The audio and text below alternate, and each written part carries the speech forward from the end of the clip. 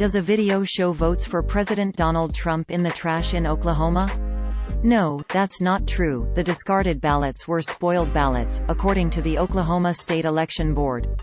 When a voter accidentally marks more than one candidate in a single race, the ballot is declared spoiled, the voter then gets a new ballot, and the spoiled ballot is destroyed. The video appeared as a post on Rumble on November 10, 2020. It was titled, quote, "Wedding was hosted at a polling location after the election, look what they found in the trash," end quote. Users on social media saw this title, description and thumbnail, quote, "Wedding was hosted at a polling location after the election, look what they found in the trash, why does this keep happening?" End quote. In the video, which was first shared on Instagram, two men talk about taking out the trash after a wedding, which they say was held at a location used as a polling place for the 2020 election. One of the men said, quote, "We wanted to show you what we found. We can't make this up at all."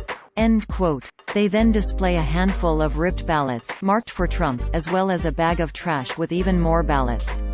Although the men in the video and countless people online took the ballots in the trash as evidence of voter fraud, it's not, according to the Oklahoma State Election Board. On Twitter, the Oklahoma election authorities posted screenshots from the video and explained that the votes were spoiled ballots. Here's what election officials said, quote, "Fact check Part 2, here are screenshots from the video that clearly show the ballots have been spoiled. We also are posting a redacted spoiled ballot affidavit signed by voters before their spoiled ballots were destroyed." pic.twitter.com/Enkburn81L, Oklahoma State Election Board, @Okelections, November 9, 2020, end quote. Quote, end quote. They posted a link to the statute that stipulates what happens in the case that a voter accidentally marks more than one candidate in a race.